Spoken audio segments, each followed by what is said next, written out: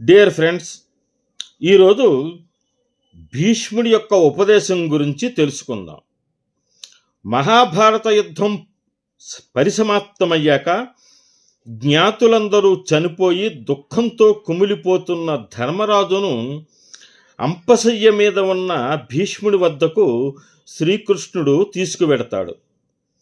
ధర్మశాస్త్రమంతా నిత్యం మనసులో నిలుపుకునే భీష్ముణ్ణి ధర్మరాజు మనసులోని శోకాన్ని తొలగించాల్సిందిగా శ్రీకృష్ణుడు కోరతాడు.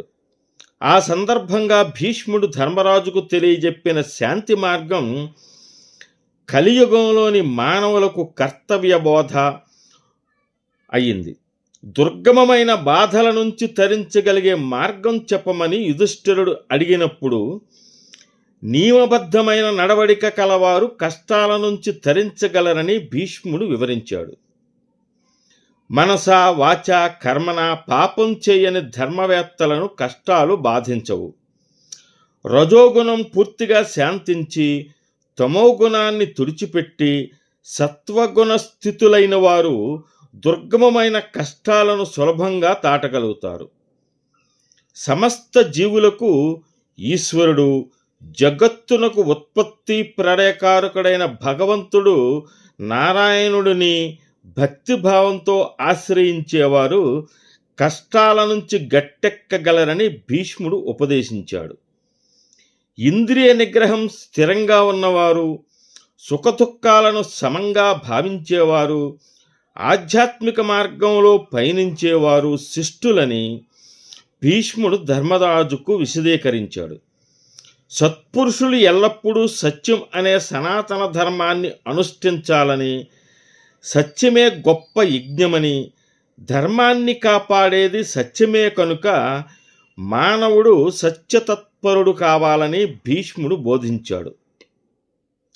1000 అశ్వమేధ యజ్ఞాల ఫలాలను ఒకవైపు, సత్యవచన ఫలాన్ని మరొక వైపు ఉంచితే సత్యం వైపే త్రాసు మొగ్గు చూపుతుందని భీష్ముడి ప్రవచనం. ఇది మహత్తరమైన సత్యధర్మాన్ని విశదీకరించింది. లోభం వలనే పాపం, అధర్మం, దుఃఖం కలుగుతాయని భీష్ముడు ఉపదేశించాడు. కపటానికి, మోసానికి, కోపానికి, అజ్ఞానానికి మూల కారణం లోభం కనుక దాన్ని వదిలిన వారు సుఖపడతారని తెలియజేశాడు. మంచి ఆలోచనలతో ధర్మాన్ని పొందాలి. క్రోధం క్షమాగుణంతో అంతమవుతుంది. కామం విరక్తితో నశిస్తుంది. విజ్ఞానవంతులను గౌరవిస్తే మోహం తొలగుతుంది. తత్వజ్ఞానం మంచి కార్యాల వైపు దృష్టి మళ్లిస్తుంది. శోకించటం వ్యర్థం అన్న భావనతో శోకం నశిస్తుంది. సర్వప్రాణుల పట్ల దయాగుణం కలిగి ఉండటమే హింసా ప్రవృత్తికి నివారణోపాయం. ఉత్తమ పురుష సాంగత్యంతో మనసు మాత్సర్యరహితమవుతుంది. వివేకశీలమైన బుద్ధి ఈర్ష్యను పారదోలుతుంది. దయాగుణం జాగృతమై అసూయ తొలగుతుంది. ధర్మాత్ముల మైత్రితో పిసినిగొట్టుతనం పోతుంది.